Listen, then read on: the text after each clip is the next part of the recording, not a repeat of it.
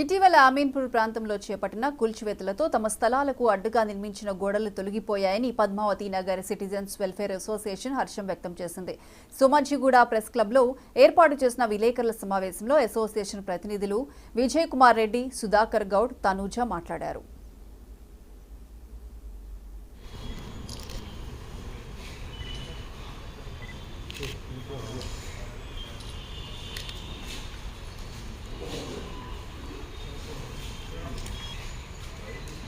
ఆ దారులు మోసిన తర్వాత మమ్మల్ని లోనకు పోనీయకుండా భయభ్రాంతులకు గురి చేస్తున్నారు, భయపెడుతున్నారు కూడా.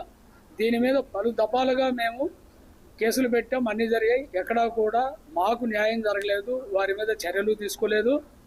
2006లో ఆర్కే ప్రాజెక్ట్స్ అనేటువంటి ఒక బిల్డర్కి ఆయన డెవలప్మెంట్ ఇవ్వడం జరిగింది. అగ్రిమెంట్ కమ్ జీపీఏ కింద ఇవ్వడం జరిగింది, రిజిస్టర్ చేశారు. దాని మీద కూడా మేము పోరాటం చేసాం, కానీ పూర్తి చర్యలు అయితే తీసుకోలేదు. మా ఎవరి పర్మిషన్ లేకుండా మా ప్లాట్లు అన్నీ కూడా ఇచ్చేయడం జరిగింది. మేము ఎవరు ఆయనకు అమ్మలేదు, డబ్బు తీసుకోలేదు కూడా. ఇందులోనూ మాకు న్యాయం జరగలేదు.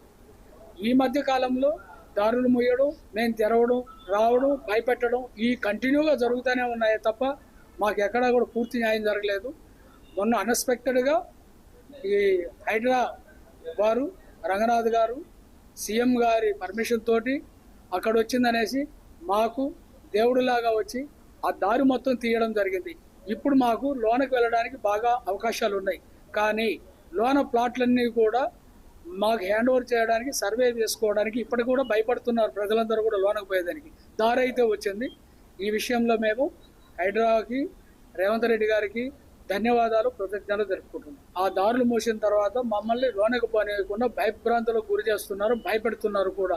దీని మీద పలు దఫాలుగా మేము కేసులు పెట్టాం, అన్నీ జరిగాయి. ఎక్కడా కూడా మాకు న్యాయం జరగలేదు, వారి మీద చర్యలు తీసుకోలేదు. 2006లో ఆర్కే ప్రాజెక్ట్